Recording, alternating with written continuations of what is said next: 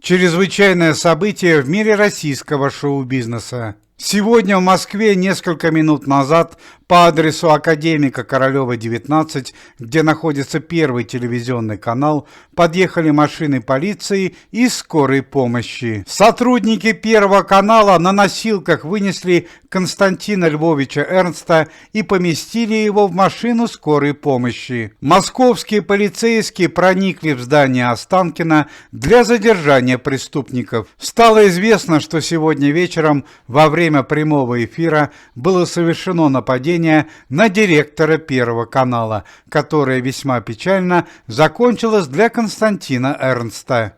По данным МВД столицы, стражи порядка сработали оперативно, задержали преступников и уже вышли на заказчика преступления. Сотрудники Константина Эрнста уже давно были недовольны руководством своего директора, поэтому вовсе не случайно, что заказчицей преступления оказалась бывшая ведущая Первого канала.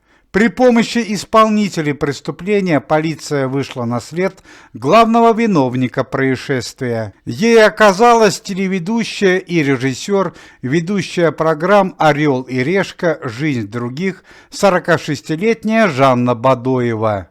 Женщина давно конфликтовала с директором, а 2 дня назад ее попросили уволиться с канала. По данным СМИ, в деле замешан третий муж Жанны Бадоевой, итальянский бизнесмен российского происхождения Василий Мельничин. Пресс-секретарь МВД города Москвы озвучил предположительную криминальную цепочку преступления. Несколько лет назад муж Жанны Бадоевой заплатил колоссальную сумму денег Константину Эрнсту за продвижение его супруги на Первом канале.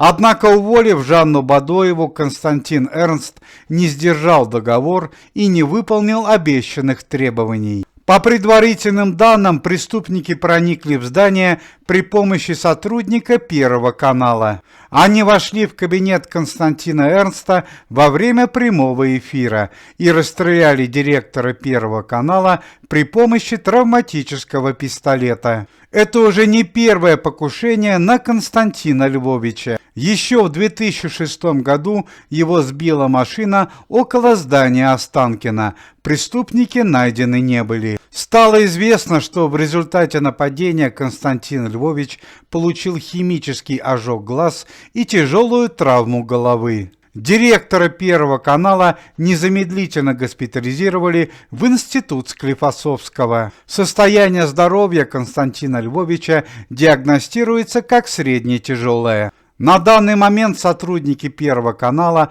дают показания в полиции, а Жанна Бадоева была арестована сегодня вечером прямо у себя дома.